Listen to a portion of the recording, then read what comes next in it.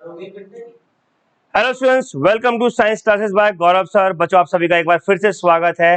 बच्चों, हम बात कर रहे हैं अपने चैप्टर कंट्रोल एंड कोऑर्डिनेशन के बारे में, जिसमें हमने लास्ट पार्ट में पढ़ा था प्लांट्स का कंट्रोल एंड कोऑर्डिनेशन। हमने पढ़ा था कैसे कैसे प्लांट्स अपने बॉडी की फिजियोलॉजी को, अपनी एनाटॉमी को कंट्रोल करते हैं, अपने फंक्शंस को, मूवमेंट्स को कंट्रोल करते हैं by the help of endocrine system, यानी कि हार्मोनल सिस्टम। और हमने ये भी पढ़ा था कि प्लांट्स के मूवमेंट्स किस किस तरीके से होते हैं, चाहे फिर वो ट्रॉपिक मूवमेंट हो या फिर नास्टिक मूवमेंट हो, जैसे कि फोटोट्रॉफी, कीमोट्रॉफी, एटसेट्रा एटसेट्रा। तो आज हम बात करने वाले हैं बच्चों किसके बारे में? जी हाँ, अपने ही बारे में, यानी कि ह्यूमन बींग्स के बारे में, कि कैसे ह्यूमन बींग्स का कंट्रोल एंड कोऑर्डिनेशन होता है।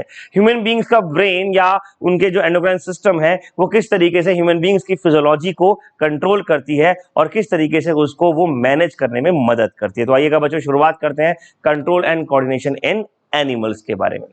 सबसे पहले अगर हम बात करें तो एनिमल्स का कंट्रोल एंड कोऑर्डिनेशन दो चीजों से मिलकर बनता है, एक नर्वस सिस्टम और दूसरा एंडोक्राइन सिस्टम। नर्वस सिस्टम जो प्लांट्स में लैक था, यानी कि प्लांट्स में नहीं था, हमारे ह्यूमन बींग्स में वो होता है। तो ये क्या होता है? ये ब्रेन, जिसे आप बात करते हैं ना, सिंपली ब्रेन है, स्पाइनल कॉर्ड है, नर्व्स हैं, जिसे हम तंत्रिकाएं भी कहते हैं, तो वो क्या है? वो नर्वस सिस्टम है। It is formed of a specialized nerve cells और neurons which control the activity of the body by sending nerve impulses. तो ये हमारी बॉडी में मूवमेंट हुआ, हमारी बॉडी के अलग अलग फंक्शंस हुए, उनको कंट्रोल कैसे करना है, मैनेज कैसे करना है, कोऑर्डिनेट कैसे करना है, उसके लिए सबसे इंपॉर्टेंट चीज है हमारे पास क्या? Nervous system. इसके अलावा हमारी बॉडी की फिजियोलॉजी को कंट्रोल करने के लिए एक और सिस्टम आता है बच्चों, इसका नाम है क्या? Endocrine system. It regulate the activities of the cells in various part of the body with the help of chemicals। और chemicals को हम क्या बोलते हैं? hormones बोलते हैं, जिसको हमने पार्ट 1 में डिफाइन भी करा था। hormones are certain chemicals which are excreted from endocrine glands and they are secreted directly into the blood। ये कहाँ secrete होते हैं? डायरेक्टली ब्लड में secrete होते हैं, और ये बॉडी के अलग अलग फंक्शंस, जैसे कि हमारा रेस्पिरेशन, हमारी ग्रोथ, हमारा किडनी का फंक्शन और भी बहुत सारे फंक्शंस को ये भी कंट्रोल करते हैं। किसके साथ मिलकर? नर्वस सिस्टम के साथ मिलकर। तो ये दो सिस्टम है हमारी बॉडी में, नर्वस सिस्टम और एंडोक्राइन सिस्टम, जो आपस में एक साथ मिलकर अलग अलग ऑर्गन्स की मदद से हमारी पूरी बॉडी के फंक्शंस को कंट्रोल करते हैं, मैनेज करते हैं और ग्रोथ करने में मदद करते हैं। अब बच्चों, हमें एक एक करके इन सिस्टम्स के बारे में बात करनी है। सबसे पहले हम बात करेंगे किसके बारे में? नर्वस सिस्टम के बारे में। तो आइएगा पढ़ते हैं क्या नर्वस सिस्टम क्या होता है। अगर नर्वस सिस्टम हमें पढ़ना है तो उसके लिए सबसे पहले हमें समझना होगा किसको? सेंस ऑर्गन्स को। देखिएगा, हमारा जितना भी नर्वस सिस्टम है उसमें सबसे इंपॉर्टेंट हमारे पास सेंस ऑर्गन, जिन्हें हम इंद्रियां कहते हैं, वो आते हैं। और वो कौन कौन से हैं? जैसे कि आईज, ईयर, नोज, टंग एटसेट्रा। कहते हैं ना कि हमारी 5 इंद्रियां हैं, पांचों इंद्रियों को आपस में वश में कर लें तो आप बहुत महान बन सकते हैं, वगैरह वगैरह। पर वो माइथोलॉजी हो गया, हमें सेंस ऑर्गन्स के बारे में बात करनी है। इनको अगर हम डिफाइन करें तो क्या है ये? All animals receive variety of external information from the environment through a specialized structure called organs or sense organs. These sense organs contain receptors। जैसे कि हमने कहा कि हमें कोई चीज देखनी है, आप मुझे देख पा रहे हैं। आप मुझे क्यों देख पा रहे हैं? क्योंकि आपके पास आंखें हैं। वो आंखें क्या हुई? सेंस ऑर्गन हुई, जिन्होंने लाइट को सेंस करा। क्यों करा? क्योंकि उनके अंदर कोई स्पेशलाइज सेल है। आपने कोई चीज खाई, आपने उसको रेलिश करा, आपने उसको टेस्ट को एंजॉय करा। क्यों करा? क्योंकि आपके पास टंग है, और टंग एक सेंस ऑर्गन है जिसके अंदर अपने एक रिसेप्टर्स हैं। आप मेरी आवाज सुन पा रहे हैं, आप मेरी आवाज सुन पा रहे हैं, आप बता पा रहे हैं कि आवाज अच्छी है या बुरी है। आप कोई म्यूजिक सुन पा रहे हैं, वो अच्छा है या बुरा है, उसको डिफरेंशिएट कर पा रहे हैं, और क्या कहते हैं, उसको एनालाइज कर पा रहे हैं। तो ये सब बातें आप क्यों कर पा रहे हैं? क्योंकि आपके पास सेंस ऑर्गन है ईयर्स, और ईयर्स में अपने रिसेप्टर्स होते हैं। तो सेंस ऑर्गन्स क्या है बच्चों? सेंस ऑर्गन्स वो ऑर्गन्स हैं जो लाइट को, साउंड को, टेस्ट को, इन सब चीजों को महसूस करते हैं। या हम सीधा सीधा ये कह सकते हैं कि वो ऑर्गन्स जो हमें किसी भी चीज को महसूस करने में मदद करते हैं, वो सेल्स जो हमें किसी भी चीज को महसूस करने में मदद करते हैं, या वो टिश्यूज जो हमें किसी भी चीज को महसूस करने में मदद करते हैं, वो कहलाते हैं सेंस टिश्यूज या सेंस ऑर्गन्स या सेंसरी सेल्स। सेंसरी सेल्स को हम रिसेप्टर्स भी कहते हैं। इन ऑर्गन्स के अंदर क्या है? रिसेप्टर्स। आपकी आंखों के अंदर क्या है? रिसेप्टर्स। अब रिसेप्टर्स क्या होते हैं? A receptor is a specialized cell or a group of a cell in a sense organ that perceive the particular type of stimuli। जो एक पर्टिकुलर टाइप की स्टिमुलाई को रिसीव करता है, चाहे फिर वो आईज हो, ईयर हो, नोज हो, कोई सा भी जो हमारे पास सेंस ऑर्गन है, उन सब के अंदर अपने अपने क्या लगे हुए हैं? रिसेप्टर्स लगे हुए हैं, जो ब्रेन तक सिग्नल को पहुंचाते हैं। कौन कौन से हैं वो रिसेप्टर्स? किस सेंस ऑर्गन में कौन सा रिसेप्टर है और क्या काम करता है? ये क्वेश्चन एग्जाम में आता है। तो ये समझते हैं डिटेल में कौन कौन से रिसेप्टर्स क्या क्या काम करते हैं। बच्चों, रिसेप्टर्स की अगर बात की जाए तो सबसे पहले हम पढ़ते हैं photo receptors. Photo means light, इसका मतलब ये किस स्टिमुलाई को या किस एनवायरनमेंट के इंफॉर्मेशन को डिकोड करेगा, लाइट को, यानी कि विजुअलिटी को, यानी कि हमें क्या दिख रहा है, क्या नहीं दिख रहा है, कितना दिख रहा है, कैसा दिख रहा है, कलर्ड है, ब्लैक एंड व्हाइट है, कितने कलर्स हैं, कितना डिफरेंशिएट कर सकते हो, वो सब किससे हमें पता चलेगी, फोटो रिसेप्टर से। और ऑब्वियस सी बात है हम देखते कहां से, आंखों से, तो इनकी लोकेशन क्या हो गई, आईज हो गई।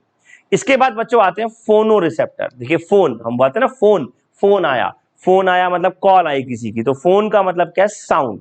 हम बात करते हैं फोनेटिक्स। अगर आप डिक्शनरी देखेंगे तो डिक्शनरी में आपको लिखे होते हैं फोनेटिक्स।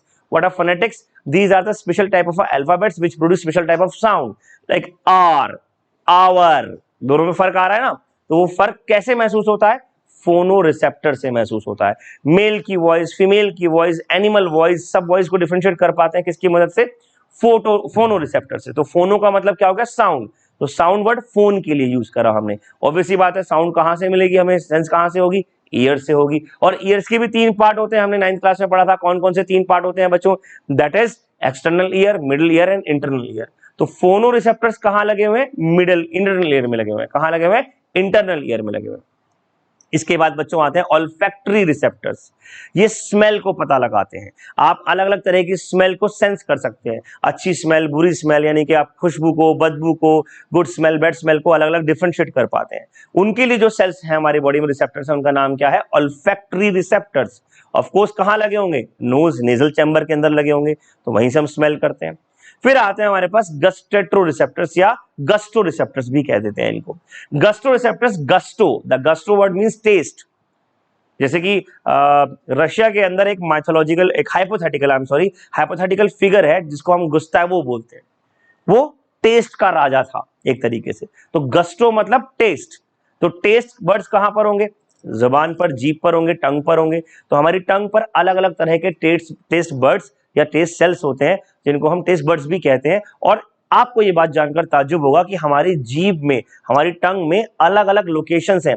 जैसे कि टंग की टिप खट्टे को, या साइड्स जो है वो कड़वे को, या जो पीछे का हिस्सा है मीठे को, इस तरीके से अलग अलग हिस्से में अलग अलग टेस्ट हमारे को मेजर होते हैं। हमारी सारी की सारी टंग एक जैसा काम नहीं करती। टिप पे अलग टेस्ट महसूस होगा, साइडों में अलग टेस्ट महसूस होगा, पीछे की साइड अलग टेस्ट महसूस होगा। तो अलग अलग टेस्ट हमें टिप पर, टंग पर अलग अलग जो टेस्ट बर्ड्स हैं उनसे मिलते हैं। फिर आता है टैंगो रिसेप्टर्स। टैंगो वर्ड आपने सुना होगा, आपने टैंगो डांस सुना होगा ना, टैंगो, सालसा, ये अलग अलग तरह डांस की क्या है, टेक्निक्स हैं। उसमें जो टैंगो का मतलब होता है टच, तो डांस टच करके होता है ना, वो गाना आता है ना, टच करके, तो वो क्या है, टैंगो रिसेप्टर है। ऑफ कोर्स टच का महसूस कहां पर होता है, स्किन पे होता है। व्हेन समथिंग और somebody touches you, you get sense of the touch on the skin. Skin पे आप उसको टच को महसूस करते हैं। तो टच रिसेप्टर्स यानी कि टैंगो रिसेप्टर्स कहां मिलेंगे, स्किन पे मिलेंगे। फिर आते हैं बच्चों थर्मो रिसेप्टर्स। थर्मो रिसेप्टर्स क्या होते हैं, जो हीट को मेजर करने में मदद करते हैं। हालांकि ये अलग अलग तरह के होते हैं, क्रायो रिसेप्टर्स, या थर्मो में आपका हीट अलग से हो गया, ठंडा के लिए अलग से हो गया। बट ये भी कहाँ है, स्किन में। हमें स्किन पे ठंड लगती है, गर्मी लगती है, तो पसीना आता है, या कड़कड़ी, या फिर आप कहते हैं इसको क्या, शिवरिंग होती है, तो वो सब किससे होता है, थर्मो रिसेप्टर से होता है। और फिर आते हैं बच्चों algo receptors. Algi receptors are for pain. इनको डायन रिसेप्टर्स भी कहते हैं। तो डायन वर्ड आ गया, एलजिया वर्ड आ गया, ये किसके लिए यूज होता है, पेन। जैसे गैस्ट्रेल्जिया, अब गैस्ट्रो इज स्टमक और एलजिया इज पेन, तो गैस्ट्रेल्जिया, पेन इन स्टमक, समझे। तो इस तरीके से एलजिया वर्ड लगाया जाता है या डाइन वर्ड लगाया जाता है। आपको याद होगा एक टीवी पे ऐड आया करता है कि आपके दांतों को ठंडा गर्म लगे, या आपको खाने वक्त दर्द हो, तो उसके लिए क्या लगाते हैं, सेंसोडाइन। सेंसोडाइन एक ऐड आता है ना, तो वो क्या बताना चाह रहे हैं कि pain, dyne is pain and senso is sensation, pain के सेंसेशन को खत्म करने वाला सेंसोडाइन। तो इस तरीके से अलग अलग रिसेप्टर्स अलग अलग लोकेशन यानी कि ऑर्गन्स पे होते हैं, जो अलग अलग स्टिमुलाइज को आपको रिसीव करवा के मदद करते हैं पहचानने में। बच्चों इन रिसेप्टर्स को जो इंफॉर्मेशन पहुंचानी होती है वो ब्रेन तक पहुंचानी होती है, नर्वस सिस्टम तक पहुंचानी होती है। अगर रिसेप्टर्स हैं लेकिन नर्वस सिस्टम काम नहीं कर रहा, तो फिर आप चीजों को महसूस नहीं कर पाएंगे। आपने कुछ मूवीज वगैरह में या कभी डिस्कवरी वगैरह पे या कहीं भी देखा होगा कि अलग अलग लोगों को कुछ बीमारियां होती हैं, जैसे किसी को टच फील नहीं होता, किसी को दिखना ठीक से बंद हो जाता है, किसी को सुनना बंद हो जाता है। तो कई बार क्या होता है, प्रॉब्लम रिसेप्टर्स में होती है और कई बार प्रॉब्लम नर्वस सिस्टम में भी हो सकती है। बट वो हम डिस्कस करेंगे डिजीजेस वाले सेक्शन में। फिलहाल हमें सिर्फ उनकी फिजियोलॉजी के बारे में बात करनी है। अब बच्चों बात करते हैं हम किसके बारे में, हम बात करते हैं ह्यूमन नर्वस सिस्टम के बारे में। वैसे तो हमारी बॉडी का हर ऑर्गन अपने आप में बहुत महत्वपूर्ण है, चाहे वो हार्ट हो, किडनी हो, लीवर हो, लेकिन नर्वस सिस्टम की अपनी एक अलग पहचान है। ये बॉडी का वो सिस्टम है जो बॉडी को कंट्रोल करता है, बॉडी के बाकी सारे ऑर्गन्स को कंट्रोल करता है। जैसे आप समझ लीजिए किसी कंप्यूटर का सीपीयू, सेंट्रल प्रोसेसिंग यूनिट, वो पूरे कंप्यूटर को, पूरे लैपटॉप को, जो भी आपके पास इलेक्ट्रिकल डिवाइस है उसको कंट्रोल करेगा। मदरबोर्ड जैसे हम बोल सकते हैं, वो पूरे के पूरे फंक्शंस को कंट्रोल करता है इलेक्ट्रिक डिवाइस को। या फिर हम कह लें कि भगवान, जो हम नेचर का नाम ले लेते हैं, वो सारे ब्रह्मांड को, सारे यूनिवर्स को कंट्रोल करता है। ऐसी अगर हम अपनी बॉडी की बात करें तो हमारी बॉडी का जो भगवान है, हमारी बॉडी का जो सीपीयू है, वो कौन है? वो है नर्वस सिस्टम। और हमारी बॉडी में नर्वस सिस्टम को बच्चों हम 3 पार्ट में डिवाइड करते हैं: central nervous system, peripheral nervous system and autonomic nervous system. Central nervous system कौन सा होता है? ऑफ कोर्स नाम से पता चल रहा है, सेंट्रल यानी कि बहुत मेन वाला होगा, सबसे ज्यादा काम इसी का होगा, तो होता भी है। और इसमें 2 पार्ट आते हैं बच्चों, ब्रेन और स्पाइनल कॉर्ड। ब्रेन और स्पाइनल कॉर्ड। फिर आता है हमारे पास कौन सा? Peripheral nervous system. Peripheral nervous system में हम नर्व्स के बारे में बात करते हैं, क्रेनियल नर्व्स, स्पाइनल नर्व्स, इन सब चीजों के बारे में बात करेंगे। और फिर आएगा लास्ट में कौन सा बच्चों? Autonomic nervous system. सबसे पहले नर्वस सिस्टम की सबसे इंपॉर्टेंट चीज के बारे में बात कर लेते हैं, दैट इज नर्व सेल्स। क्या होते हैं नर्व सेल्स? नाम सुना है आप लोगों ने, पहले क्लासेस में पढ़ा हुआ है आप लोगों ने, और सेल चैप्टर में भी मैंने आपको बताया था, टिश्यू में भी बताया था कि nerve system is made up of specialized cells called nerve cells. और उनका नाम क्या है? उनका नाम है बच्चों, नर्व सेल्स का नाम क्या होता है? आपने देखे होंगे नर्व सेल्स, हमारी पूरी बॉडी में नर्व सेल्स फैले होते हैं। क्या नाम होता है उन नर्व सेल्स का?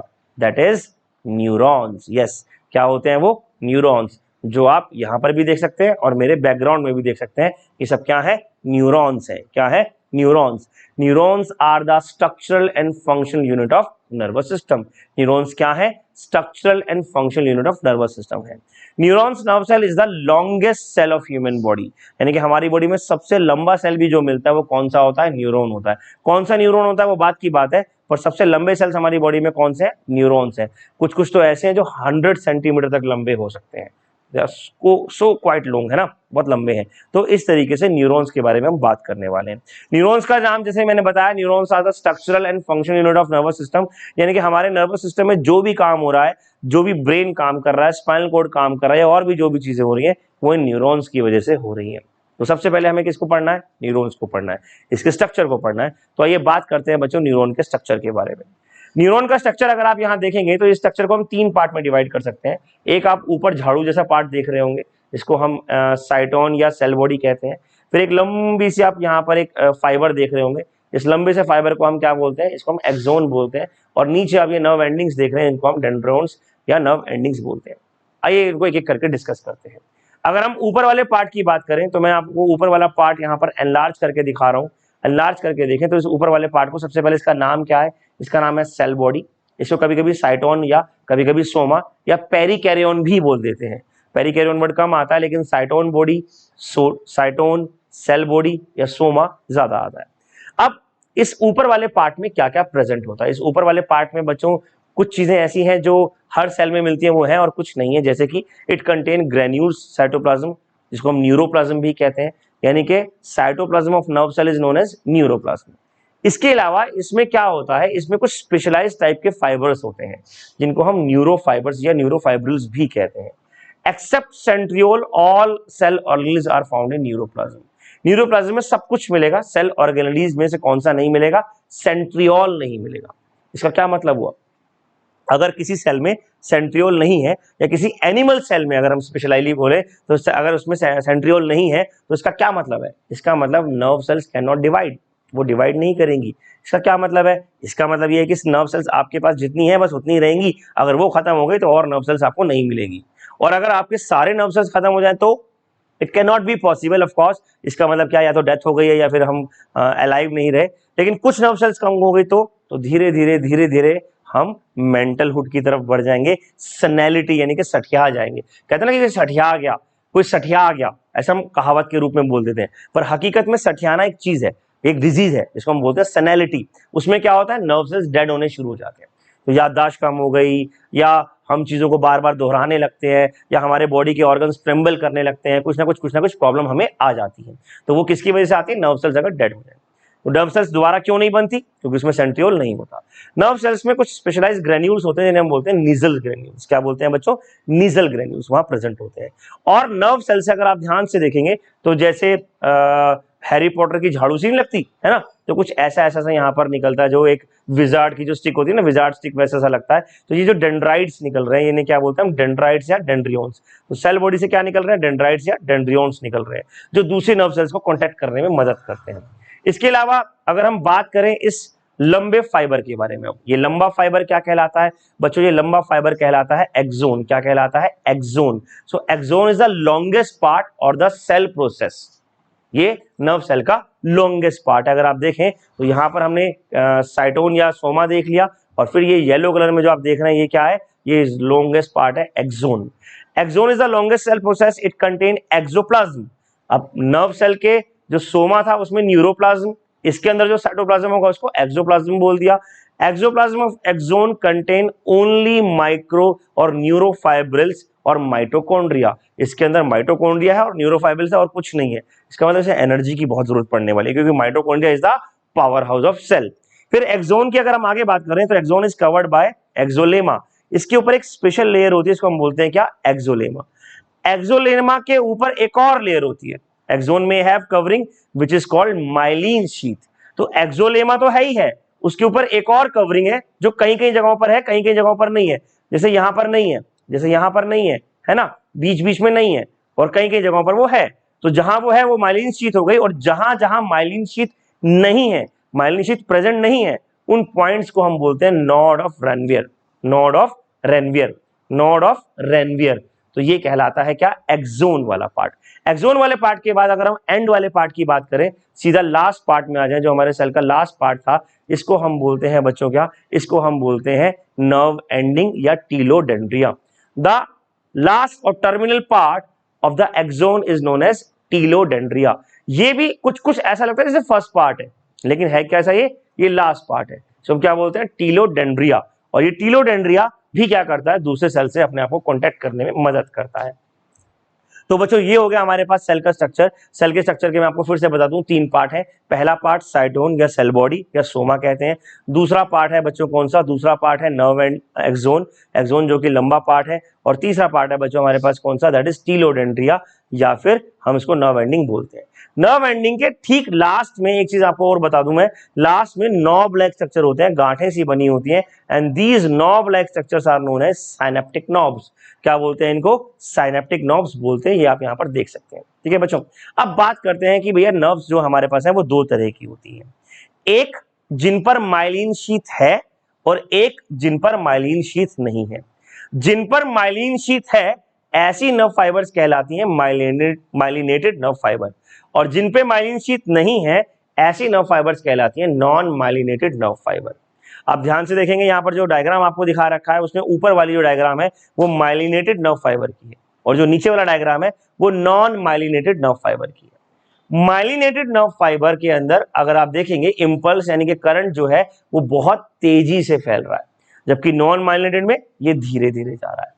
तो अगर माइलिनेटेड नर्व फाइबर है तो उसमें इम्पल्स कंडक्शन फास्ट होता है, बहुत ज्यादा फास्ट होता है। लेकिन अगर नॉन माइलिनेटेड की बात की जाए, जो नीचे वाला डायग्राम आप देख रहे हैं, तो इसके अंदर नर्व इम्पल्स कंडक्शन थोड़ा स्लो होता है। माइलिन शीथ बच्चों व्हाइट कलर की होती है तो नर्व सेल व्हाइट दिखाई देता है, और अगर माइलिन शीथ नहीं है तो हमारा नर्व सेल ग्रे कलर का दिखाई देता है। हमारे ब्रेन की अगर हम आगे बात करें तो ब्रेन 2 पार्ट में डिवाइड होता है, outer grey part, inner white part. Outer grey part का मतलब क्या होगा कि ब्रेन के बाहर वाले हिस्से में ज्यादातर नॉन माइलिनेटेड नर्व फाइबर मिलेंगी, और अंदर वाले हिस्से में, व्हाइट वाले हिस्से में माइलिनेटेड नर्व फाइबर्स मिलेंगी। तो myelinated nerve fibres help in impulse conduction at a very fast rate, while non-myelinated have a impulse conduction comparatively slow rate। पर इसका ये मतलब नहीं कि बहुत स्लो है, ये भी अपने आप में काफी फास्ट है। इवन अगर आप ये सोचें कि आप एक इलेक्ट्रिसिटी का स्विच ऑन करते हैं, पंखे का स्विच ऑन करते हैं, आपका फैन बहुत जल्दी से घूमता है, इधर स्विच ऑन करा उधर फैन घूम गया, बहुत तेजी से करंट फ्लो कर रहा है वायर में, यहाँ पर उससे भी हजारों गुना ज्यादा तेजी से फ्लो कर रहा है। तो सोचिए कि हमारे नर्व फाइबर्स नॉन माइलिनेटेड में इतना तेज कर रहा है तो माइलिनेटेड में क्या हाल होगा, है ना, बहुत ज्यादा तेज फ्लो करेगा। उसका फायदा क्या है ये भी मैं आपको आगे बताऊंगा, बहुत इंटरेस्टिंग फायदा होने वाला है, तो मेरे साथ बने रहिएगा, इसको समझते रहिएगा। अब बच्चों हम बात करते हैं types of nerve on the basis of functions के बारे में। नर्व्स हमारी बॉडी में 3 तरह की होती हैं, एक तो माइलिनेटेड नॉन माइलिनेटेड हो गया on the basis of structure, और अब हम बात कर रहे हैं किसके बारे में, on the basis of function. पहली होती है सेंसरी नर्व। ये वो नर्व्स होती हैं जो सेंस को यानी कि रिसेप्टर से ब्रेन तक लेके जाती हैं। आपने मेरी आवाज सुनी, आपके कानों में मेरी आवाज आई, अब वो कानों से आपके ब्रेन तक कौन लेकर जाएगा, आपके कान से आपके ब्रेन तक कौन लेकर जाएगा, सेंसरी नर्व। तो they carry impulses from the sensory cell receptors toward the central nervous system. फिर दूसरी आती है मोटर नर्व, ये ब्रेन से वापस सिग्नल लेकर आती है इफेक्टर ऑर्गन पे। फॉर एग्जाम्पल, मैं एक और एग्जाम्पल समझाता हूं। मान लीजिए आपने किसी गर्म चीज को टच करा, जब आपने किसी गर्म चीज को टच करा तो आपको हीट महसूस हुई। ये हीट कैसे महसूस हुई, आपके हाथों पे लगे हुए थर्मो रिसेप्टर्स ने या एलजीओ रिसेप्टर्स ने या टैंगो रिसेप्टर्स, तीनों काम कर रहे हैं, टच, हीट और पेन, तीनों ने कहा भैया यहाँ पे गर्म है। ये कंडीशन आपके हाथों से होती हुई आपके ब्रेन तक गई। ब्रेन ने कहा भाई गर्म है तो हटा लो हाथ, और क्या कर सकते हैं। तो वो जो ब्रेन ने कहा कि हाथ हटा लो, वो ब्रेन ने किसके थ्रू कहा, वो उसने मोटर नर्व के थ्रू कहा। तो सेंसरी नर्व ब्रेन तक सिग्नल लेकर जाती हैं, मोटर नर्व ब्रेन से वापस सिग्नल लेकर आती हैं, और उसके बाद होती है एक मिक्स नर्व जो दोनों काम कर सकती हैं। जैसे हमारे देश में अलग अलग तरह की सड़कें होती हैं, एक वन वे होता है और एक टू वे होता है। तो वन वे में केवल एक ही साइड जा सकते हैं, या तो सेंसरी या मोटर, और जो टू वे होता है उसमें दोनों साइड जा सकते हैं, सेंसरी मोटर दोनों में जा सकते हैं। अब इनके बारे में बात करने के बाद हम बात करेंगे नर्व इंपल्स के बारे में, यानी कि हमारी बॉडी में नर्व इंपल्स कंडक्शन कैसे होता है, नर्व इंपल्सेस कैसे फ्लो करती है। सबसे पहली बात तो नर्व इंपल्स हमारी बॉडी में जो हमारे नर्व सेल्स में फ्लो करते हैं, या आप मेरे पीछे बैकग्राउंड में भी देख पा रहे हैं, वो क्या है, वो करंट की वजह से होता है, इलेक्ट्रोकेमिकल सिग्नल्स होते हैं, यानी कि कुछ केमिकल कंपाउंड्स या आयंस की वजह से करंट बनता है, और फिर वो एक लिक्विड की मदद से आगे ट्रांसफर होता है, और उस लिक्विड को हम न्यूरोट्रांसमीटर या न्यूरो हार्मोन कहते हैं। जैसे कि एक बहुत फेमस लिक्विड न्यूरोट्रांसमीटर है, इसका नाम है dopamine. Dopamine is a inhibitory neurotransmitter. ये नाम आपने सुना होगा डोप टेस्ट में। एक साइंटिस्ट जिन्होंने इसके बारे में बताया, तो उन्होंने ये भी बताया कि डोप करता क्या है। इसके अलावा आपने इसे एक गाने में भी सुना होगा, यो जो हनी सिंह का नाम सुना है ना, उनका एक गाना आया था, एमे ना डोप शोप मारिया करो, है ना, याद है? ओके, तो गाना तो याद है चलो आप लोगों को। तो उस गाने में भी डोप वर्ड आया। हम कई बार सुनते हैं ओलंपिक्स में खिलाड़ियों का, जो स्पोर्ट्स पर्सन है उनका डोप टेस्ट हुआ। What is this dope and what is this dopamine, are they related to each other? Yes. Dopamine एक ऐसा न्यूरोट्रांसमीटर होता है जो नर्व इंपल्स को करने में मदद करता है, एक नर्व से दूसरे नर्व तक सिग्नल ले जाने में मदद करता है, लेकिन ये इनहिबिटरी होता है।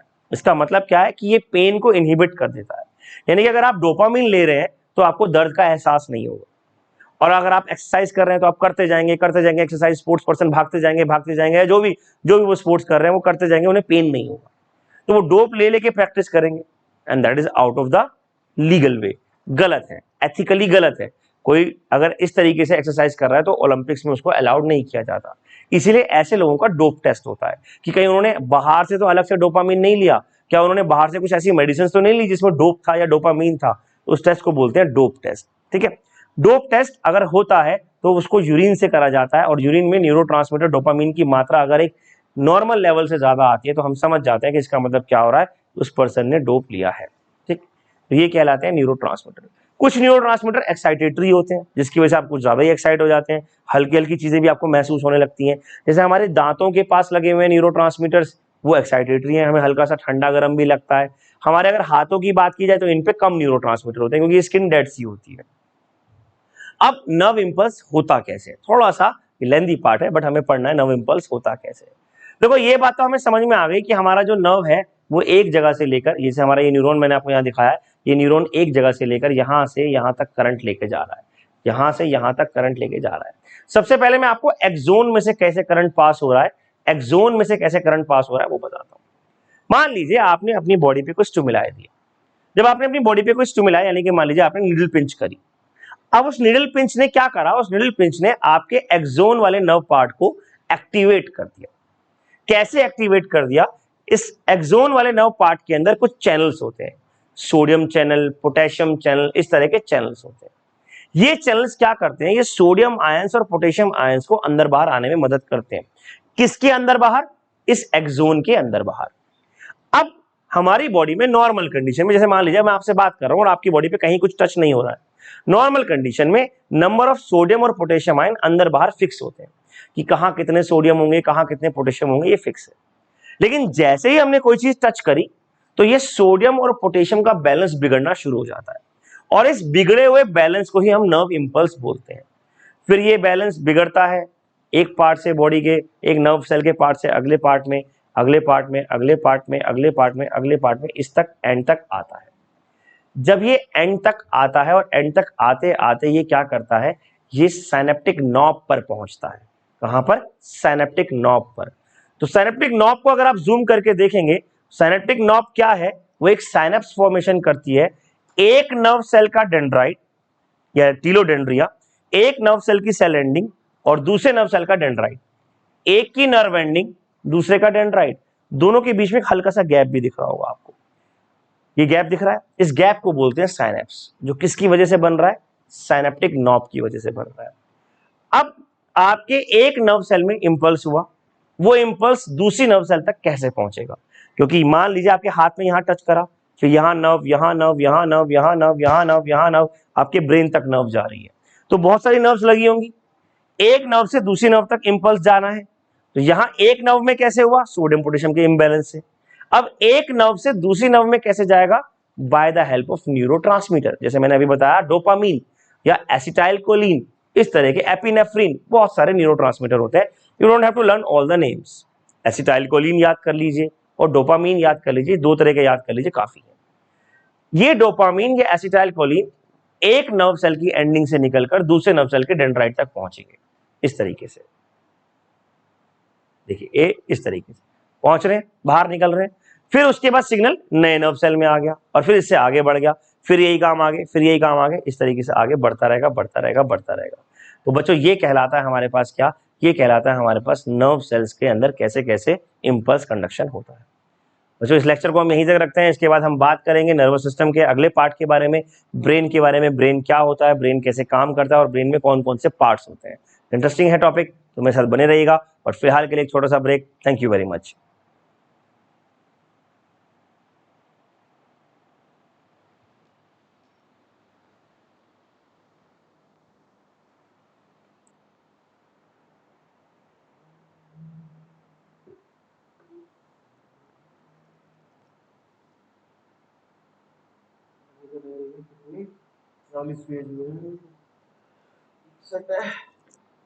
नहीं है दिक्कत तो बने हुए अभी तक,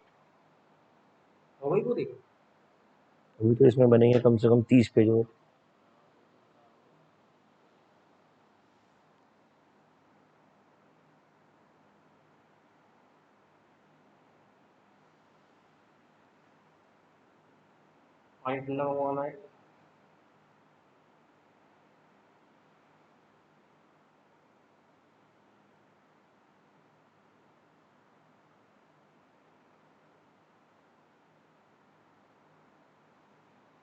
जब सर ये पढ़ाते थे ना,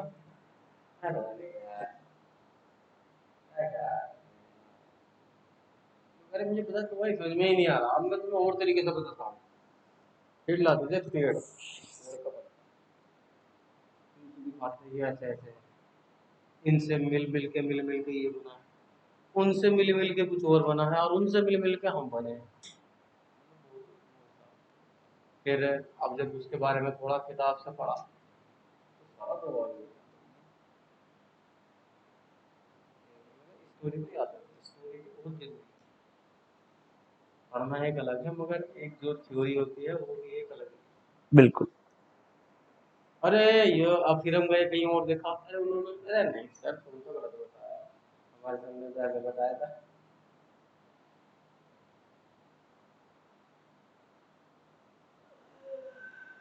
बेटा बंद करनी है क्या? बस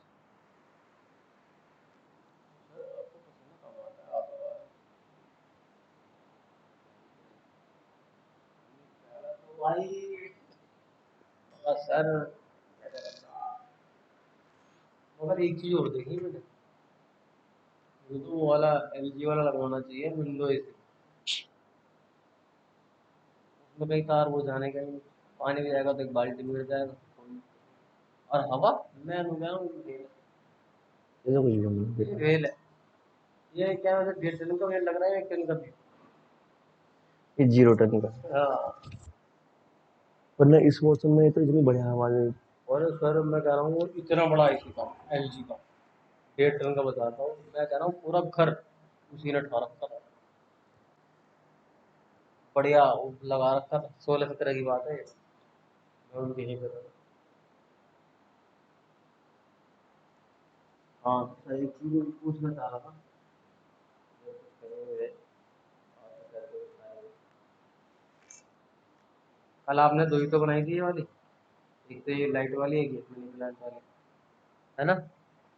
एक ये वाली तो राजीव ने- फिर ये वाली दो है आपकी, है ना? और फिर ये है एक ये रही, एक ये शायद एक दो तीन, फिर ये लाइट वालों के पार्ट है ना? 20 तारीख तक इससे आगे का डाटा ढूंढना है मुझे, कहाँ है? आप कौन से दिन आपने वीडियो नहीं नहीं बनाई, ये पता नहीं। जहाँ तक मेरा ख्याल है आपने ये क्या 18 में बनाई, 19 में बनाई वीडियो नहीं बनाई।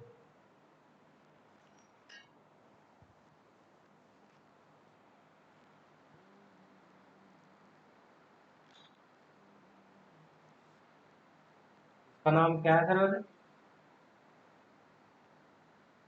मनी प्लांट इसका नाम, लाइट किसका? कोशिका, ये सुन भी है। इसका नाम है ब्रेन।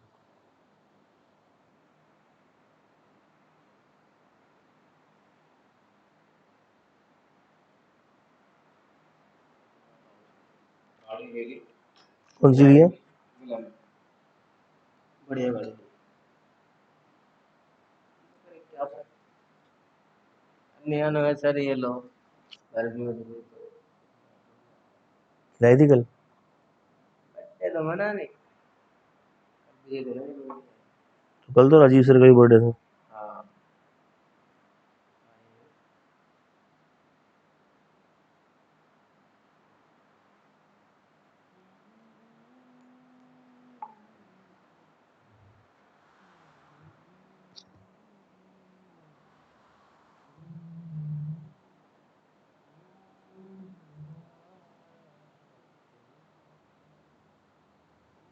आप सर कह रहे हो ना मैं नहीं आया, बात 16 कर रहा था। 16 17 18 19 18 तक 4 दिन का काम था सर। अब ये मान लो आप डे नाइट 8 और 10 18, 18 और 5, मतलब 30,000 रुपये अकाउंट, 30,000 रुपये मुझे महीने मिलने कह रहे थे।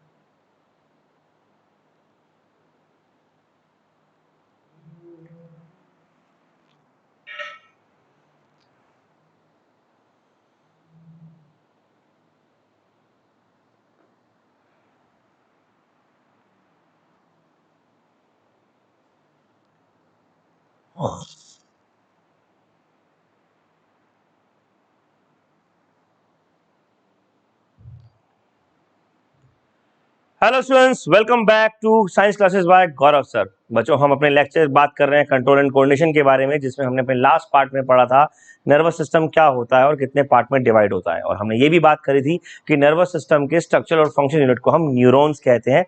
हमने न्यूरॉन का स्ट्रक्चर और उसकी फिजियोलॉजी यानी कि नर्व इंपल्स कंडक्शन भी पढ़ा। बच्चों, आइए अब बात करते हैं किसके बारे में, सेंट्रल नर्वस सिस्टम के बारे में। सेंट्रल नर्वस सिस्टम जो कि दो पार्ट में डिवाइड है, दैट इज ब्रेन। ब्रेन जो कि हमारा सबसे इंपॉर्टेंट पार्ट है, हालांकि सिर्फ ब्रेन ही नहीं, स्पाइनल कॉर्ड भी हमारा बहुत इंपॉर्टेंट पार्ट है किसका, सेंट्रल नर्वस सिस्टम का। तो एक एक करके अब हम ब्रेन और स्पाइनल नर्व के बारे में पढ़ेंगे, स्पाइनल कॉर्ड के बारे में पढ़ेंगे, और कैसे कैसे स्पाइनल कॉर्ड या ब्रेन काम करते हैं इसके बारे में भी हम बात करेंगे। सबसे पहले अगर हम बात करें तो ब्रेन लोकेट कहां पर है बच्चों। ऑफ कोर्स हमें पता है हमारा ब्रेन कहां पर है, कुछ लोगों का अलग जगह हो सकता है, लेकिन हमारा ब्रेन हमें पता है कहां पर, सही जगह पर है। वो सही जगह को बोलते क्या है, उस सही जगह को बोलते हैं बच्चों हम स्कल। ह्यूमन बॉडी में ब्रेन मोस्ट इंपोर्टेंट पार्ट है। Brain is situated in the central box called, या क्रेनियल बॉक्स कॉल्ड क्रेनियम। क्या बोलते हैं इसको, क्रेनियम। इसको स्कल के ऊपर जो खोपड़ी के ऊपर जो हिस्सा होता है उसको हम क्या बोलते हैं, क्रेनियम। तो ये आप देख रहे हैं ब्रेन है जो खोपड़ी के ऊपर यहाँ पर रखा हुआ है। Brain is the highest coordinating centre in the body. अब हाईएस्ट का मतलब ये नहीं कि सबसे ऊपर है, हाईएस्ट का मतलब सबसे ज्यादा इंपॉर्टेंट कोऑर्डिनेटिंग सेंटर है। तो brain is the highest coordinating centre in the body. अब बात करते हैं कि ब्रेन जो सिचुएट है कहां पर, क्रेनियम में, उसको कैसे कैसे उसका स्ट्रक्चर डिवाइड किया गया है। सबसे पहले हम बात करेंगे ब्रेन की मेनिंजेस के बारे में। मेनिंजेस यानी कि मेनिक्स के बारे में, यानी कि उसकी आउटर लेयर्स के बारे में। बच्चों ब्रेन 3 आउटर लेयर से मिलकर बना होता है। सबसे पहली आउटर लेयर है dura mater. Dura mater is the outermost membrane which is thick, strong, non elastic and it does not have blood supply. उसके बाद आती है आर्केनॉइड मैटर, ये मिडिल लेयर होती है और ये थिन होती है, डेलिकेट होती है, ये भी नॉन वेस्कुलर यानी कि इसमें भी ब्लड की सप्लाई नहीं होती है। और तीसरी लेयर आती है बच्चों कौन सी? पाया मैटर। पाया मैटर इज द लास्ट और the inner most layer of the 3 meninges of the brain, यानी कि ब्रेन की 3 कवरिंग में जो सबसे अंदर की कवरिंग है वो कौन सी है? पाया मैटर है। It is the inner most vascular, thin and transparent membrane. देखिए ब्रेन को 3 मेम्ब्रेन से कवर किया गया, उसके ऊपर क्रेनियम अलग से लगाया गया, यानी कि स्कल अलग से लगाया गया, स्कल के ऊपर स्किन लगाई गई, स्किन के ऊपर हेयर लगाया गया। इतनी सारी चीजें क्यों? क्योंकि ब्रेन बहुत डेलिकेट पार्ट है। अभी हमने यहां देखा था ना पीछे वाली स्लाइड में कि ब्रेन बहुत डेलिकेट सा पार्ट है और ये बहुत जल्दी क्या हो सकता है? डैमेज हो सकता है। ऊपर से ये सबसे इंपॉर्टेंट पार्ट है क्योंकि हमारी पूरी बॉडी को कंट्रोल कर रहा है, और क्योंकि हमारी पूरी बॉडी को कंट्रोल कर रहा है तो इसलिए इसका प्रोटेक्शन और भी ज्यादा जरूरी हो जाता है। तो उसके प्रोटेक्शन के लिए जैसे आप मान लीजिए कोई इलेक्ट्रिक अप्लायंस लाते हैं, कोई अच्छा सा मोबाइल फोन लाते हैं, तो आप देखते हैं ना एक पतला सा मोबाइल फोन है लेकिन उसका इतना बड़ा बॉक्स है, बॉक्स के अंदर फिर और थर्माकोल वगैरह या कोई और भी चीजें लगी होती हैं, उसके अंदर फिर और पॉली बैग लगे होते हैं, पॉली बैग के अंदर फिर एक और जो ऐसे हम दबाते रहते हैं वो वाला पॉली बैग होता है। तो इस तरीके से बहुत सारी लेयर में वो बेचारा सा मोबाइल आता है।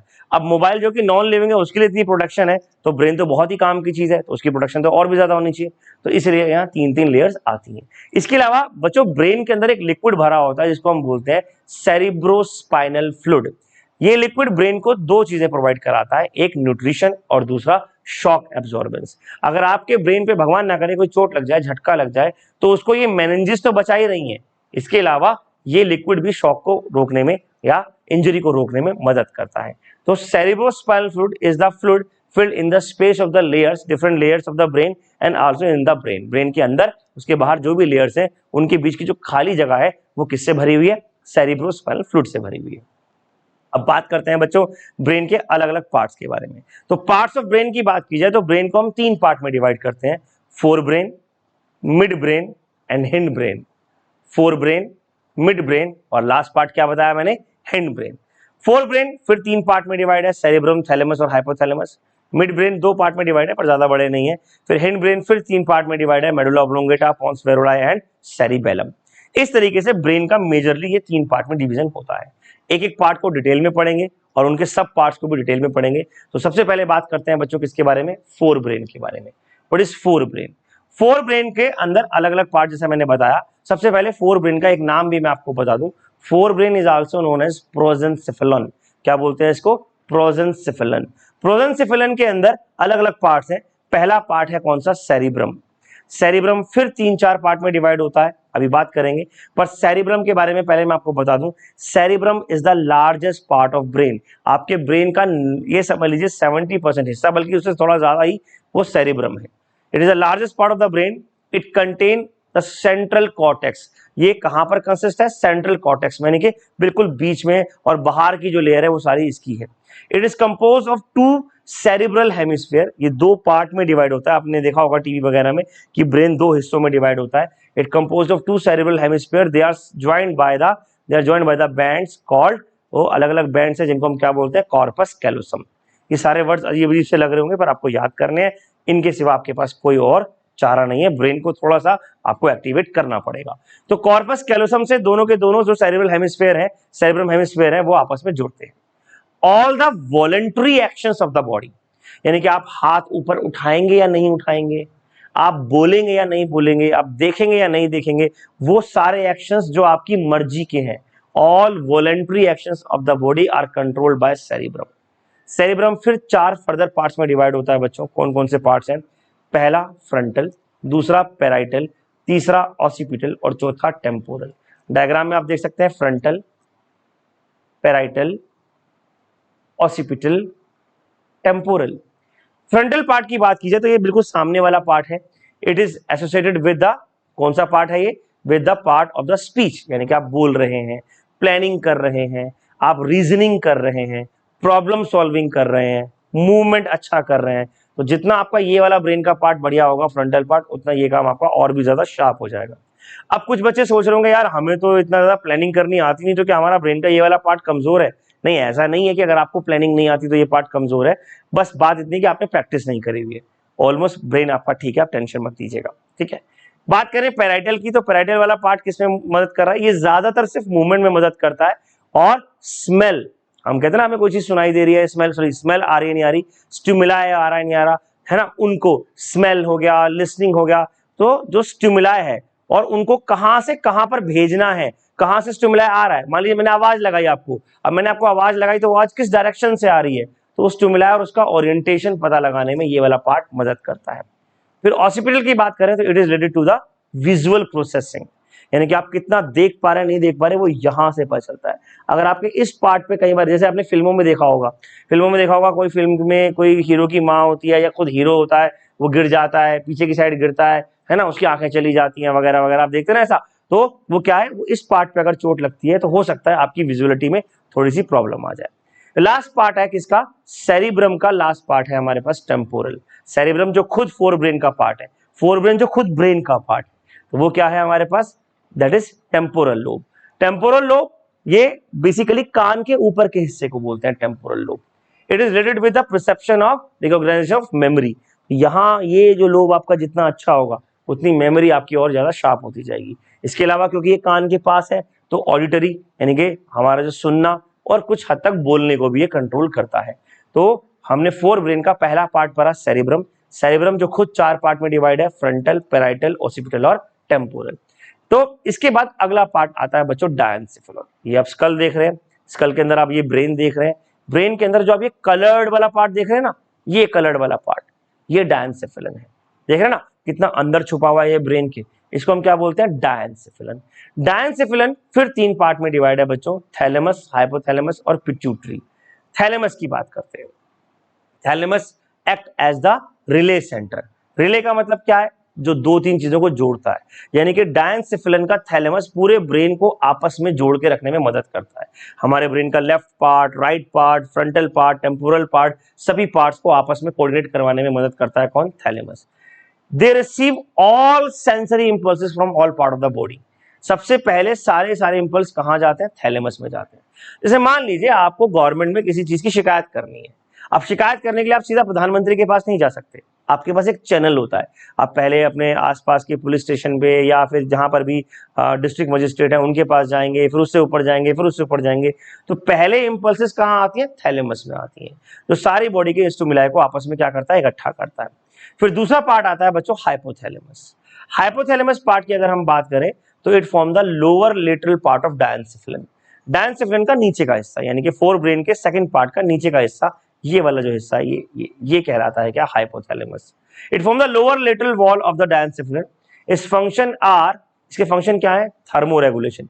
आपकी बॉडी में कितनी हीट हो रही है, कितनी नहीं, आपको कितना पसीना आता है, कितना नहीं आता, कितनी ठंड लगती है, कितनी ठंड नहीं लगती, वो किस बात पर डिपेंड कर रहा है? हाइपोथैलेमस पे।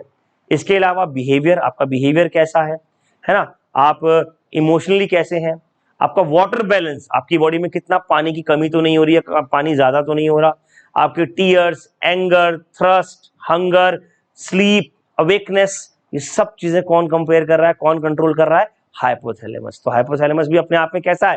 काफी इंटरेस्टिंग पार्ट है, काफी इंपॉर्टेंट चीजों को कंट्रोल कर रहा है। और इनसे भी ज्यादा इंटरेस्टिंग आता है बच्चों पिट्यूटरी ग्लैंड। हमारे ब्रेन में जो रेड डॉट आप देख रहे हैं, ये रेड डॉट कहलाती है पिट्यूटरी ग्लैंड। अब ग्लैंड है तो कुछ सिक्रीट कर रही होगी, और क्या सिक्रीट करती है? ये हार्मोन सिक्रीट करती है, और ये एक या दो नहीं, लगभग 8 से 10 हार्मोन सिक्रीट करती है। और ये वो ग्लैंड है जो बाकी के हार्मोन्स के सिक्रीशन को कंट्रोल करती है। तो ब्रेन का, फोर ब्रेन का डायंसेफेलन बहुत सारी चीजें कंट्रोल कर रहा है। इसके अलावा कभी कभार एक लास्ट पार्ट आ जाता है एपिथैलेमस, जो कि किसकी तरह काम करता है? रूफ ऑफ डायंसेफेलन की तरह काम करता है। That's it. तो डायंसेफेलन जो कि फोर ब्रेन का सेकंड पार्ट है, वो कितने पार्ट में डिवाइड है फर्दर? थैलेमस, हाइपोथैलेमस और पिट्यूटरी। हालांकि हम पिट्यूटरी को कभी कभार हाइपोथैलेमस में ही रख देते हैं, that pituitary is the part of hypothalamus, पर मैंने यहां आपको अलग से पढ़ाया। अब बात करते हैं बच्चों किसके बारे में? मिड ब्रेन के बारे में। मिड ब्रेन मतलब बीच का जो हमारा ब्रेन होता है। मिड ब्रेन में दो चीजें आती हैं बच्चों, क्या? Cerebral peduncles and optic lobes. Cerebral peduncles को क्रूरा सेरेब्राई भी कहा जाता है। ये एंटीरियर पार्ट होता है ब्रेन का, यानी कि आगे का हिस्सा होता है मिड ब्रेन का, that connects the reminder of the brain stem to the thalamus. या थैलेमाई, यानी कि ब्रेन की जो पीछे से एक स्टेम टाइप का चीज निकल रही है, देखो ये निकल रही है ना, ये ब्रेन के पीछे से स्पाइनल कॉर्ड तक जा रही है। तो ब्रेन को और स्पाइनल कॉर्ड को जोड़ने के लिए जो जंक्शंस हैं बेसिकली वो, या उसके आगे ब्रेन के अंदर तक जो जुड़े हुए हैं वो क्या है, वो है क्रूरा सेरेब्रा या सेरिब्रल पेडंकल्स। इसके अलावा इसमें दो लोब्स होते हैं जिनको हम ऑप्टिक लोब्स भी कहते हैं। ऑप्टिक, ऑप्टिक वर्ड मतलब आईज की बात करी जा रही है, विजुअलिटी की बात करी जा रही है। तो on the posterior part of mid brain, जैसे मैंने कहा कि यहीं पर होता है, यहीं पर हमारा जो था ऑसिपिटल पार्ट था और यहीं पर हमारा ऑप्टिक लोब्स भी है। वो क्या करता है, वो हमारे ऑप्टिक लोब्स जो है मेनली कंट्रोल द विजन, हमारे विजन को कंट्रोल करता है कि हमारा जो विजन है हम कैसे देखेंगे, क्या करेंगे। The mid brain control reflex movement. Reflex movement मतलब जैसे हमने आंखें झपकाई, या हमने मान लो मैंने आपसे बात कर रहा हूं तो मैं बार बार हाथ को मूव कर रहा हूं, अपने हाथों को मूव कर रहा हूं, और मैं ये अनकॉन्शियस माइंड में कर रहा हूं। हालांकि इसके लिए रिफ्लेक्स सेक्शन हम अलग से पढ़ेंगे, पर कुछ हद तक जो हमारा मिड ब्रेन है वो भी इस काम में मदद करता है। तो it control the reflex movement of the eye muscles, changes in the प्यूपिल size etcetera etcetera, उसके अंदर ये मदद करता है। अब बात करते हैं बच्चों किसके बारे में, लास्ट पार्ट के बारे में, जो बिल्कुल नीचे आप ग्रीन कलर का पार्ट देख रहे हैं ब्रेन में, है ना, अच्छा सा लग रहा है ना ये। तो ये पार्ट क्या है, ये है हिंड ब्रेन, इसको हम रोम्बेनसेफेलन भी कहते हैं। हिंड ब्रेन फिर तीन पार्ट में डिवाइड है, pons varolii, cerebellum and medulla oblongata. पहले बात करते हैं पॉन्स या पॉन्स वेरोलाई, जिसका पूरा नाम है pons varolii. It is a small spherical part which is stocked below the, जो स्ट्रक्चर है जो कहां पर सिचुएट है, ये बिलो किसके होता है, ब्रेन के मिड ब्रेन के ठीक नीचे होता है। इसका मेन काम क्या है बच्चों, इसका मेन काम है ब्रीदिंग को कंट्रोल करना। आप जो ब्रीथ कर रहे हैं उसको कंट्रोल करना। अब ये मत सोचिएगा कि अगर आपकी ब्रीदिंग थोड़ी कम या ज्यादा हो रही है तो आपका ब्रेन खराब है, लंग्स में इशू हो सकता है, और बहुत सारे इश्यूज हो सकते हैं, हवा की कमी हो सकती है, बहुत कुछ हो सकता है। लेकिन हाँ, कंट्रोल कौन कर रहा है इसको, पॉन्स कर रहा है। और फिर बात करते हैं सेरिबेलम। सेरिबेलम बेसिकली ब्रेन से यहाँ कान तक आते हैं। दो सेरिबेलम होते हैं, जैसे सेरिबेलम के दो पार्ट थे लेफ्ट और राइट, ऐसे सेरिबेलम के भी दो पार्ट है लेफ्ट और राइट। वैसे ये तीन लोब में डिवाइड है, पर मेनली हम इसमें दो की बात करेंगे। तो made up of 3 lobes, 2 lateral lobes and 1 क्या है, 1 वर्मिस, एक बीच का हिस्सा है। जो लेटरल लोब्स हैं इनके बारे में अगर बात की जाए तो they are called the cerebral hemisphere. तो जैसे सेरिब्रम हेमिस्फेयर था, ऐसी सेरिब्रल हेमिस्फेयर ये पीछे से यहां तक आते हैं, सेरिब्रल हेमिस्फेयर। और इनका मेन काम क्या होता है, बॉडी के बैलेंस को मेंटेन करना। आप सीधे खड़े हो पा रहे नहीं हो पा रहे, आप ठीक से चल पा रहे नहीं चल पा रहे, आपके हाथ ट्रिम्बल तो नहीं कर रहे हैं, है ना। तो जैसे आपने देखा होगा ना, कुछ लोग होते हैं जो रोप वॉकिंग करते हैं, रस्सी पे चलते हैं, तो उनका बैलेंस कितना बढ़िया होता है। तो अपने इस पार्ट को कंट्रोल करते हैं, इसको और ज्यादा क्या करते हैं, शार्प करते हैं, और बैलेंसिंग में माहिर हो जाते हैं। तो बॉडी का जो बैलेंस है, बॉडी का जो पोस्चर है, बॉडी का जो वॉकिंग का जो बैलेंस है, वो सब कौन कंट्रोल कर रहा है, ये वाला पार्ट कंट्रोल कर रहा है। फिर इसके बाद आता है इसका last part, that is medulla oblongata. It is the posterior part of the क्या, ब्रेन, मोस्ट पोस्टीरियर पार्ट है, बिल्कुल पीछे का हिस्सा है ब्रेन का, जहां से स्पाइनल कॉर्ड शुरू होता है। तो बच्चों ब्रेन के तीन पार्ट हुए, फोर ब्रेन फिर डायंसेफेलन, डायंसेफेलन के अलावा फोर ब्रेन सेरिब्रम, दो पार्ट में डिवाइड हुआ। सेरिब्रम फिर 4 पार्ट में डिवाइड हुआ, फ्रंटल, पैराइटल, ऑसिपिटल, टेम्पोरल। डायंसेफेलन फिर 3 पार्ट में डिवाइड हुआ, दैट इज थैलेमस, हाइपोथैलेमस और पिट्यूटरी। और फिर उसके बाद आया मिड ब्रेन। मिड ब्रेन में हमने पढ़ा क्रूरा, सेरिब्राई और ऑप्टिक लोब्स। फिर हमने पढ़ा मिड ब्रेन के बाद हिंड ब्रेन। हिंड ब्रेन फिर 3 पार्ट में डिवाइड है, पॉन्स वेरोलाई, सेरिबेलम और मेडुला ऑब्लोंगेटा। अब बात करते हैं बच्चों हिंड ब्रेन के फंक्शंस के बारे में, थोड़ा अलग से पढ़ लेते हैं इसके फंक्शंस, क्योंकि इसके फंक्शंस बहुत इंपॉर्टेंट है। बाकी ब्रेन के पार्ट के भी इंपॉर्टेंट है, पर इसके भी अपने आप में काफी इंपॉर्टेंट है। कैसे, ये हार्ट बीट मेंटेन कर रहा है, रेस्पिरेशन मेंटेन कर रहा है, ब्लड प्रेशर मेंटेन कर रहा है, सलाइवेशन मेंटेन कर रहा है। It also control the some reflexes like sneezing, coughing, yawning, ये सब भी कौन मेंटेन कर रहा है, हिंड ब्रेन पार्ट कर रहा है, लास्ट पार्ट कर रहा है। इसका मतलब जो हमारा लास्ट पार्ट है वो हमारे वाइटल फंक्शंस के लिए बहुत जरूरी है। वाइटल फंक्शंस यानी कि जिनके बिना हम जिंदा नहीं रह सकते, सांस लिए बिना जिंदा नहीं रह सकते, हमारा दिल धड़कना बंद हो जाएगा, हम जिंदा नहीं रह सकते। तो ऐसे सारे फंक्शंस कौन कंट्रोल करता है, हिंड ब्रेन कंट्रोल करता है। तो इसके फंक्शन इसलिए मैंने आपको अलग से पढ़ाए, अलग से बताए, ये आते हैं एग्जाम में, आपको लर्न करने हैं। तो ये हो गया बच्चों ब्रेन के कुछ इंपॉर्टेंट पार्ट्स, एक बार फिर से देख लेते हैं। Frontal lobe, parietal lobe, occipital lobe, temporal lobe, cerebrum, cerebral और ब्रेन स्टेम, और इनके कुछ फंक्शंस। ये फंक्शंस आपको याद रखने हैं, कौन कौन सा फंक्शन किस किस का है, कहाँ कहाँ पर है, कैसे कैसे है। कभी कभार एग्जाम में फंक्शंस आ जाते हैं, तो आप इनको नोट करेंगे, समझेंगे, जो हम रिवाइज करके आए हैं अभी। अब बात करते हैं बच्चों किसके बारे में, ब्रेन के एक्सटेंशन के बारे में। यानी कि हमारा ब्रेन सिर्फ यहीं खत्म नहीं होता, वो पीछे रीढ़ की हड्डी तक जाता है, और इसको हम बोलते हैं क्या, स्पाइनल कॉर्ड। कुछ लोग स्पाइनल कॉर्ड और वर्टिब्रल कॉलम में कंफ्यूज हो जाते हैं। वर्टिब्रल कॉलम वो हड्डियां हैं जिसके अंदर स्पाइनल कॉर्ड है, जिसके अंदर वो स्पाइनल कॉर्ड जा रही है। तो it is downward continuation of the medulla oblongata which lies in the vertebral column. ये नीचे तक जा रही है, जिसको हम वर्टिब्रल कॉलम के अंदर तक देख सकते हैं। स्पाइनल कॉर्ड अलग अलग पार्ट में डिवाइड होती है, जैसे सर्वाइकल, थोरैकिक, लंबर, कोकायक्स एक्सेट्रा। डिटेल में हम जब स्पाइनल नर्व्स पढ़ेंगे तब इसके बारे में बात करेंगे, इसके आगे के फंक्शंस के बारे में बात करेंगे। लेकिन एक फंक्शन स्पाइनल कॉर्ड बहुत इंपॉर्टेंटली करता है, जिसको हम बोलते हैं क्या, दैट इज रिफ्लेक्स एक्शन। खैर, spinal cords regulate and control the reflex action, जैसे मैंने बताया। It act as a bridge between brain and other organs. देखिए होता क्या है, मान लीजिए जैसे आपके स्कूल की बात करते हैं, आपके स्कूल में आपको कोई प्रॉब्लम होती है, तो आप सीधा किसके पास जाएंगे, प्रिंसिपल के पास? नहीं, आप पहले अपने कोऑर्डिनेटर या क्लास टीचर से बात करेंगे। क्लास टीचर अगर आपकी बात नहीं सुन पा रहे हैं तो कोऑर्डिनेटर से बात करेंगे। कोऑर्डिनेटर बात नहीं सुन पा रहे हैं तो एचओडी से बात करेंगे। एचओडी बात नहीं सुन पा रहे हैं तो वाइस प्रिंसिपल से बात करेंगे। वाइस प्रिंसिपल नहीं सुन पा रहे हैं तब प्रिंसिपल के पास जाएंगे, और अगर वो भी नहीं सुन रहे हैं तो फिर मैनेजमेंट के पास जाएंगे। तो ऐसे ही हमारे हर ऑर्गन की हर छोटी बड़ी बात के लिए ब्रेन को प्रॉब्लम नहीं दे सकते।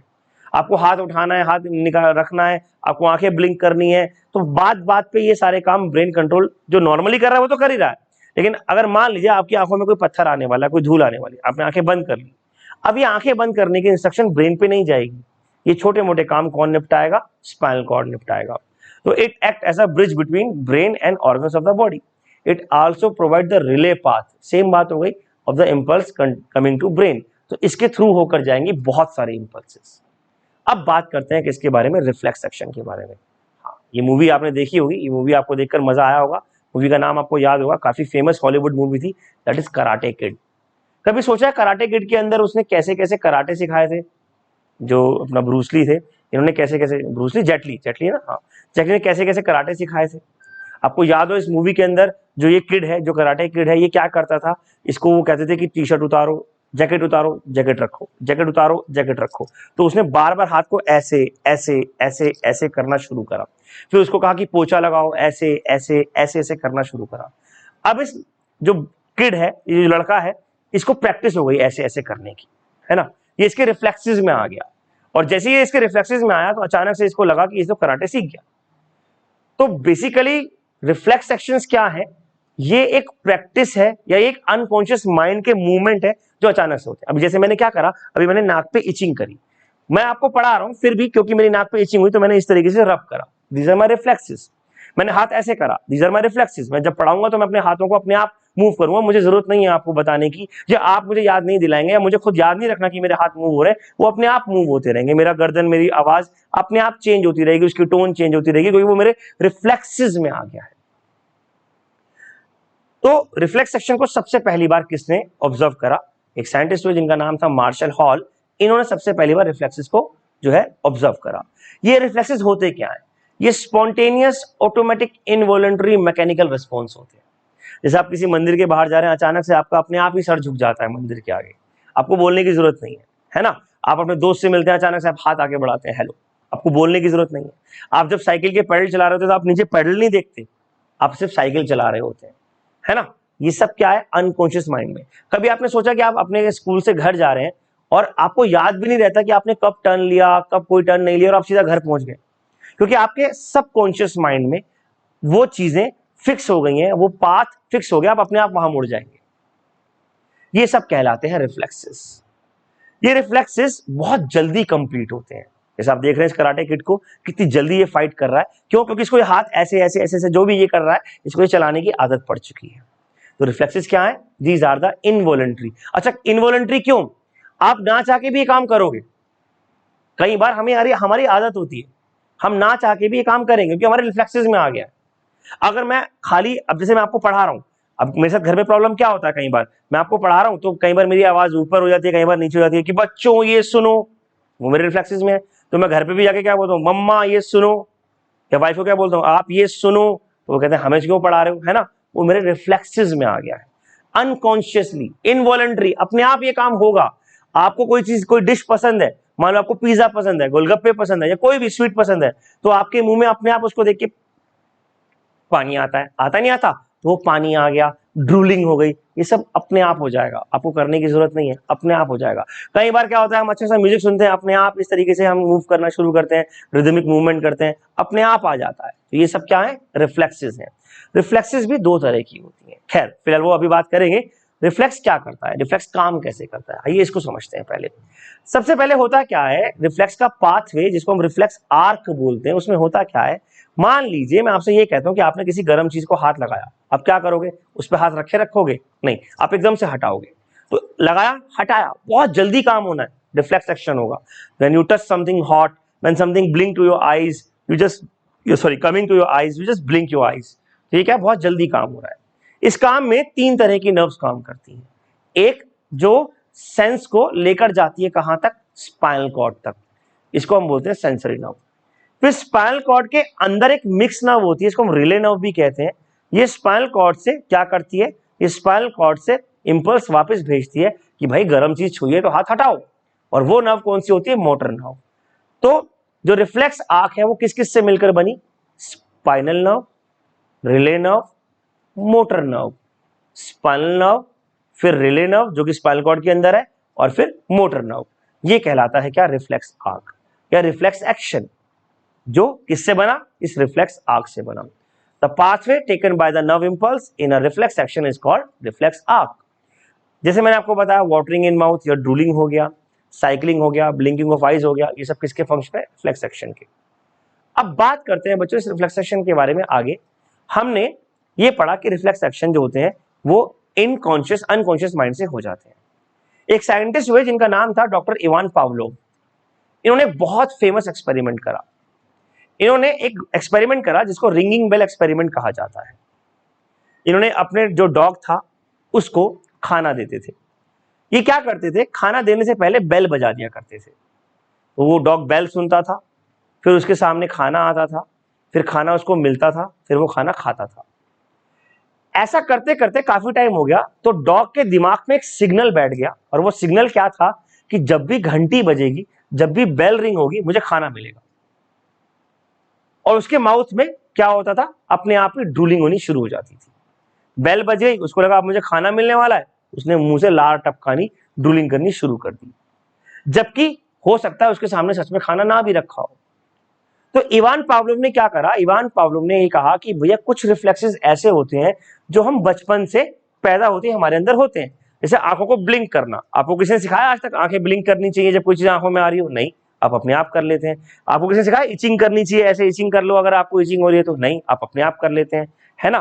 तो ये कहलाते हैं natural reflexes, those reflexes in which no previous experience are required, पैदा होते ही आपको पता होते हैं। लेकिन कुछ होते हैं आर्टिफिशियल या कंडीशनल रिफ्लेक्सेस, जो कि इवान पावलोव ने डिस्क्राइब करे। उन्होंने कहा कि हम बहुत सारी चीजें अपनी लाइफ में सीखते हैं, साइकिलिंग सीखते हैं, स्विमिंग सीखते हैं, टाइपिंग सीखते हैं, और यहां तक कि कोई अच्छा फूड खा रहे हैं तो वो अच्छा है या नहीं, ये टेस्ट कर करके सीखते हैं। आपने पैदा होते ही पिज्जा नहीं खाया, आपको पैदा होते ही आपने नहीं बोला मामा मुझे पिज्जा दे दो, है ना, या मुझे बर्गर दे दो, या मुझे गोलगप्पे खाना है, ऐसा तो नहीं बोला ना। आपने धीरे धीरे उनको टेस्ट करना शुरू करा, फिर आपने चॉइस करी आपको क्या अच्छा लगता है, फिर आपने उसको बार बार खाना शुरू करा, आपने उसके लिए इंटरेस्ट पैदा करा, और फिर जैसे उसका नाम आपके मुंह में आता है, आपके आपके सामने आता है, आपके कानों में पड़ता है, तो आपके मुंह में पानी आ जाता है। तो ये लर्न किया गया, आपने अपने घर का रास्ता या चलना लर्न करा। तो these are called conditional reflexes. तो reflexes are of two type, that is natural reflex and conditional reflexes. तो बच्चों हमने ब्रेन के अलग अलग पार्ट पढ़े, हमने ब्रेन के अलग अलग पार्ट पढ़ने के बाद हमने स्पाइनल कॉर्ड के पार्ट पढ़े, हमने पढ़ा कि ब्रेन और स्पाइनल कॉर्ड में क्या क्या फंक्शंस होते हैं। ये हो गया हमारा सेंट्रल नर्वस सिस्टम। अब इसके बाद बच्चों नेक्स्ट टॉपिक में हम पढ़ेंगे पेरिफेरल और autonomic nervous system, but that will be in different lecture. That's all for today. I hope आपको ये चैप्टर समझ में आया होगा। Thank you very much, have a nice day.